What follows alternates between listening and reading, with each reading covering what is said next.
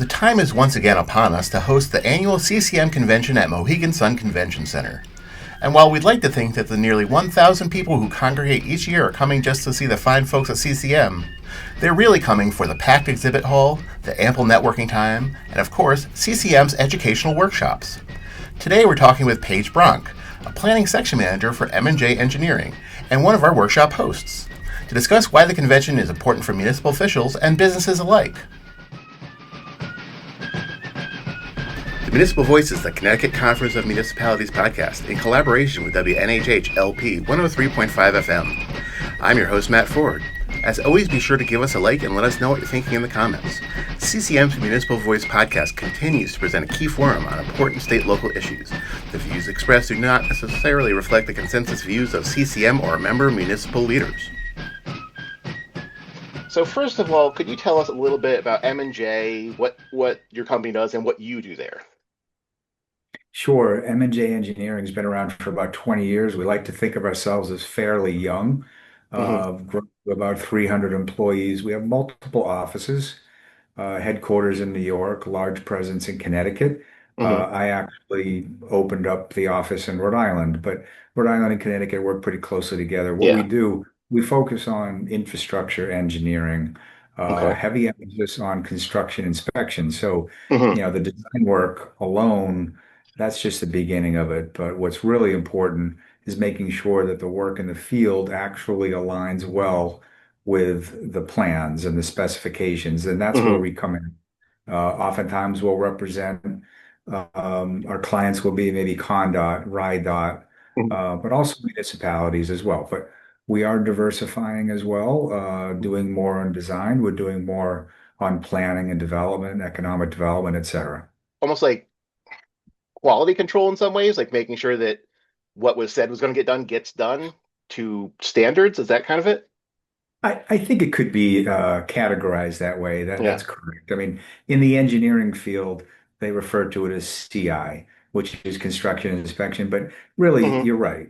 More from a layman's standpoint, it's a second set of eyes, third set of eyes, making Mm. sure that things are being done, aligning with the way that it was designed, Yeah. mainly that implementation and that execution.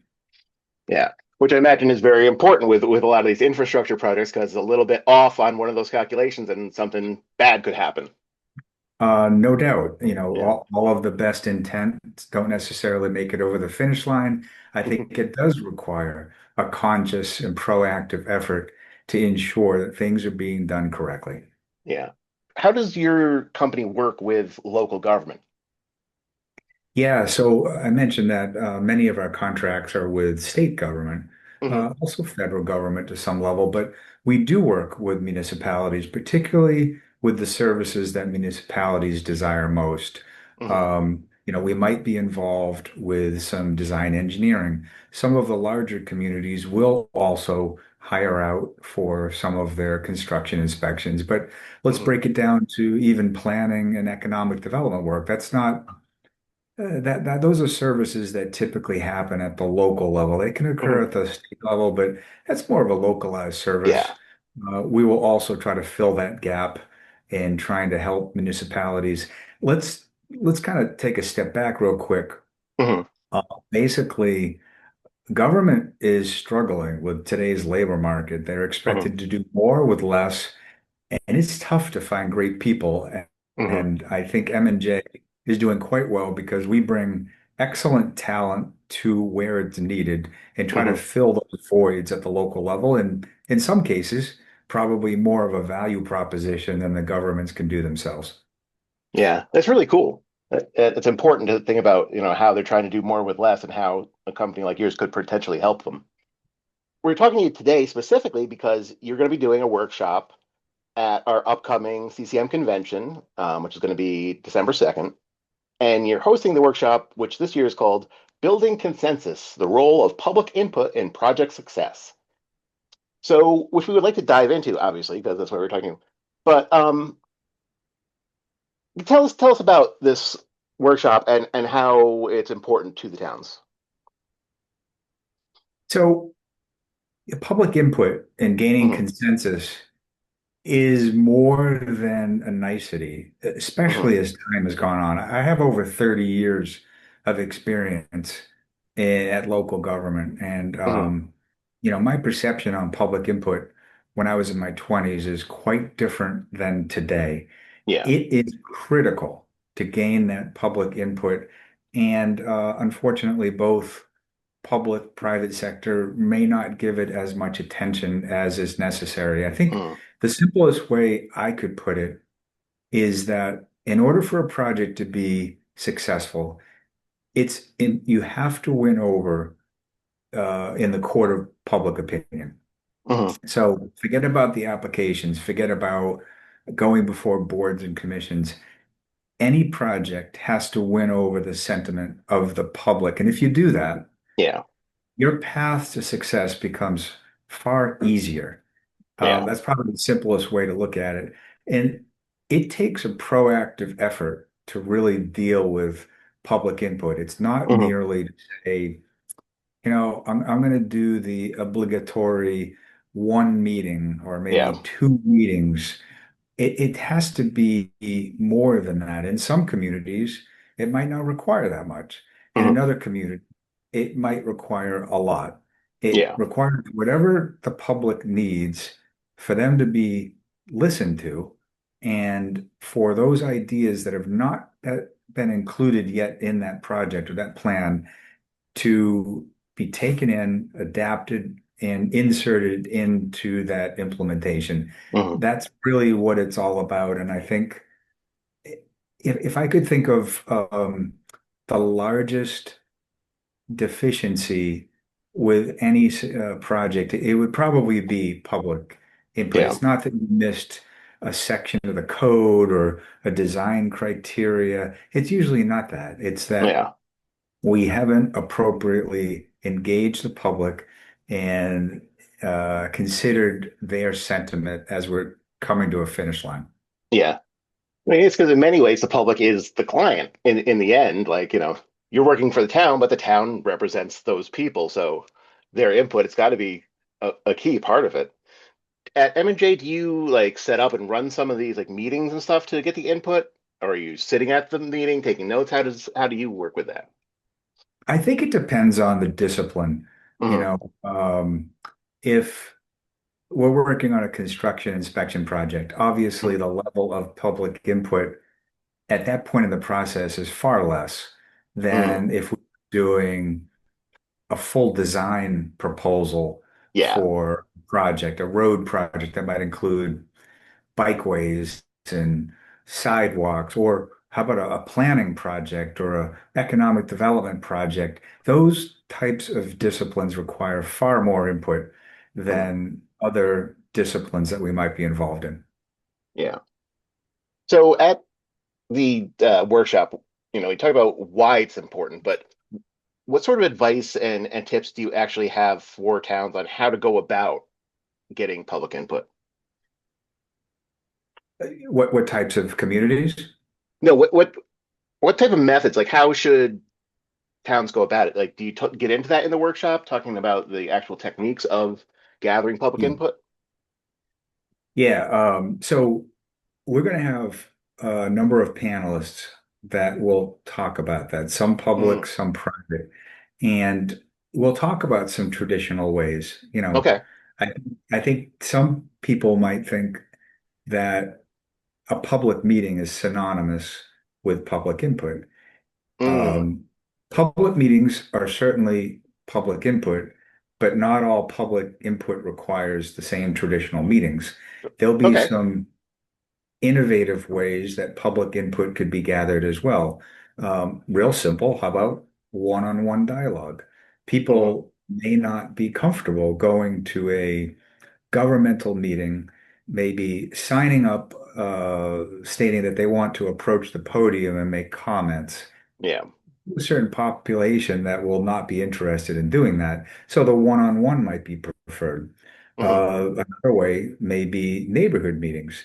Maybe people are more comfortable just dealing with a smaller grouping, and you go to their arena, their area, their home turf Hmm. to have those conversations rather than inviting them into a governmental complex. Yeah. Um, Even more, some people don't like meetings at all.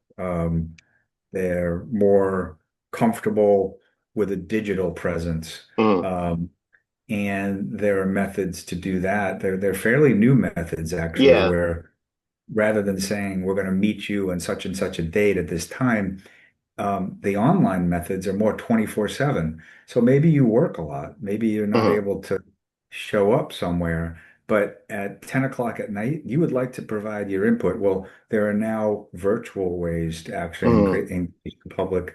And in some ways that actually might be superior to those that are trying to do a project because we can best document that input. Mm. Let me explain if I could. Uh, we've all been to these public meetings, Yeah. and it's typically the same people. And although they mean well, sometimes they're the vocal minority in the community. But when they're at the podium, It's they the say, squeaky wheel looking to get the grease. I Yeah. represent the community, and this is what we believe in. Well, it might actually be the exact opposite. They might only represent 1% of the community, Mm. but the silent majority is at home. Yeah. So if we're getting more input virtually, we can better document and say, well, I know that these people showed up and they said X, but those who actually did the online work are saying Y, and they're 10 Yeah. times the size of those who actually showed up. So that's a different way Mm. to approach it, and I think it provides more balance in trying to get Yeah. that accurate depiction. So I know there's some programs out there like See Click Fix and some other things like that. Do you work with some of those online platforms that provide feedback from communities? I'm not familiar with that particular model. Hmm. When I was, well, I guess I'll say it, I worked for the town of Groton, Connecticut before I came to M&J Hmm. for quite a while. And we started working with a program that was called Bang the Table. Hmm. And I think that it actually got purchased by a company named Granicus now, but I believe it's the same concept you may have Yeah. been talking about. And it allows for mini surveys to be done. It allows for people to respond to questions and basically get their input. Not simply check the box, but they have the ability to, write or provide their own input in their Commentary. own Yeah. format. Um, there's the ability for a municipality to float an idea Yeah. and get some input, launch new initiatives, or ask people, hey, what do you think? What do you think the top initiatives ought to be in this community? Yeah. And I think a lot of communities are doing that because there was a sentiment we weren't truly reaching the majority.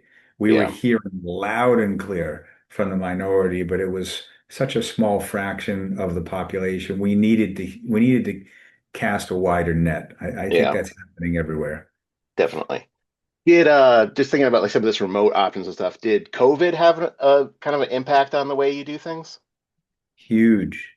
I, Yeah. I don't think there's a community in this country that would say COVID did not have an impact right off the bat. Everyone was remote, Yeah. but we still had to function Yeah. and we had to reinvent ourselves. That's where Zoom really came about, right? And Yeah. here we are on Zoom. I think everything had to be repackaged. We had to continue on, but the rules changed. And Yeah. I think that was a huge catalyst. Plus, at the same time, or as a result of COVID, you had all this ARPA funding that came from Mm. the federal government. Oh yeah, that must have And had a huge impact on what you guys do, huh? yeah, I think Or at people least on your were on the industry, yeah. right. A lot of governments were using the ARPA money to drive new initiatives. One of the top parameters identified by the federal government was infrastructure. Yeah. They focused on water, stormwater, um, digital means, communication. That was a big, big driver, and so that kind of forced that reinvention. Yeah. Um, So I want to talk a little bit about CCM and our convention that's coming up. Obviously, we do our convention every year, and you said you've been several times. Why is the convention an important for companies like M&J to be a part of? Numerous reasons. I'm trying to categorize my answers in my head. I think we're quite proud of what we do, and many companies, I'm sure, are. Hmm. And we want the ability to engage and network with as many people as we can at all times, year round. We go to all kinds of events, public, private, nonprofit, etc. And as we touch more people and explain who we are, what it is we do, there's a direct correlation to building our client base. So the CCM convention is one of the top conventions for us in which we can engage with as many public entities as possible, and some private too, but it's mainly driven by public entities. And we can kind of show our stuff. We can talk to people Yeah, what we do and hopefully understand better what their needs are. And we're not a huge company, but we're not small either. Let's just say we're right sized. I know we are yeah, best able to be nimble in matching what our skills are um, with what their needs are. mm, And we're looking to basically create that partnership rather than yeah, telling them we do X, Y, and Z. We basically say we can do a lot of things. What are your needs, and yeah, how can we best serve you? And I think the convention allows that dialogue over 2 days, really, where we can get into those conversations and hopefully we can better understand them and possibly they might find our skill set useful. yeah. You are listening to the Municipal Voice on WNHH 103.5 FM. Is any part of what you guys do, can it help towns save money on projects, like do them more efficiently or things like that? Is cost one of the things that you look at when you're considering these, all the parameters of something? Well, it is. I mean, Mm, obviously, we're a private company mm, and we have to be successful on our own. However, when you look at the cost of services in government mm, versus maybe what it might cost for a smaller to medium-sized company like us, mm, we typically can do it as a value proposition. Um, we can be targeted. We can narrow the term. I think sometimes with government, they have to create a position for a certain role. We might yeah. be able to come in and do a service for them over a limited scope of time Hmm. and get in, do this over a period of months, or if it's a year or two, that's fine. Hmm. But then when the project's done, the costs for that service have gone away. Yeah. Whereas with a government position, it might continue. Mm, And we can also kind of better tailor fit what yeah. it is they're looking for. If they tell us we're not looking for something that high end, Hmm. we would like to do something more as a value proposition. We're able to be nimble with that as Yeah. well. Obviously we're in the business of, serving M&J, but the way we do that is by making our customers happy. Yeah, And exactly. If you don't make your customers happy, you don't stay in business too long. I mean that seems like kind of a cliche comment, but That's true. often we'll ask them, what do you need? And if they say, hey, our budget is X and we're hoping to attain A, B, and C, You can we're help gonna them figure try to out how to make do that. we're gonna do our Yeah. best to make it work. Have you ever done a convention panel before with us? Yes, yes. I'm was previously the CETUS president for two Okay. years.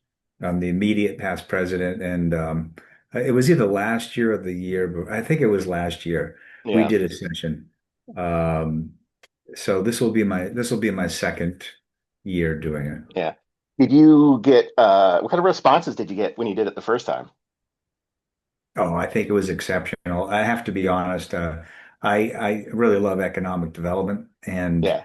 it's kind of my passion. And Well, you'll that be was, at the right place with all the other economic development yeah, nerds. that was the topic.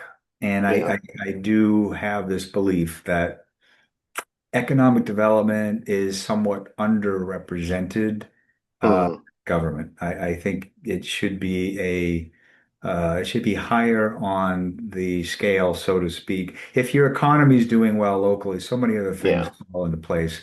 So when we get to talk about economic development in a convincing way, and you see people having like this an epiphany, it's highly satisfying to me, and Yeah. I it's a great takeaway for professionals to bring back to the community. Like you want a better education system, you want more open space, you want bikeways, you want your roads to be well, you want your library to be top notch. How do you pay for it? Yeah. Economic development. Like it's real simple. It's the Yeah. foundation for everything. So Definitely. it was it was really productive. I enjoyed it, and I Yeah. love the platform at CCM's convention. Did you interact at all with your with other panel members? Like, is that also part of the appeal to you? Is that not only are you presenting, but you're meeting some of your peers or whatever? Yes, yeah. I think the panel format is probably the ideal because it's more fluid, more Mm, interactive. Um, Nothing wrong with a simple presentation yeah. to an audience, but that's kind of like a college format to some degree, and you have to be Hmm. pretty highly technical, and sometimes they're not overly exciting. But the Yeah. panel, you never know what you're going to get. It's a lot more fluid, dynamic. Yeah. I imagine that Yeah, could be interesting, especially because in this sort of situation, not only are you guys on the panel sort of experts, but to some extent, a lot of the audience are, experts or like this is sort of what they do. This is their field too. So that's like right. they have the questions and you're the experts that they know what to ask and other people don't necessarily know that kind of stuff. So it's got to be interesting having, I guess, an educated audience as it is in what you guys do to talk to. It like gets Right. what you're talking about. Yeah. And we have to be real. Yeah. And does that mean that people are normally fake? No, but it is the individual and their professional and their credibility that is responding. Um, Yeah. it was a couple of weeks ago, I was at another conference, a planning conference. It's Hmm. called SNEPA, Southern Okay. New England American Planning Association. It's Connecticut, Massachusetts, and Rhode Island. It was in Newport, Hmm. Rhode Island. And I did a panel conversation, the discussion, and there was a developer and Hmm. also a planner. And for the most part, everyone agreed. But there was a moment when the developer said, well, I don't know that I exactly agree with that. Hmm. And I loved it. I loved it because we don't always have to agree and be aligned. And it showed Hmm. that we were genuine and we had differences of opinion. And I believe that audiences respect that. They don't Yeah. want everyone to agree just to get along. They want people to be real and they want to Yeah. see divergence of opinions. For this year, what kind of a response do you think you're going to get to this year's presentation?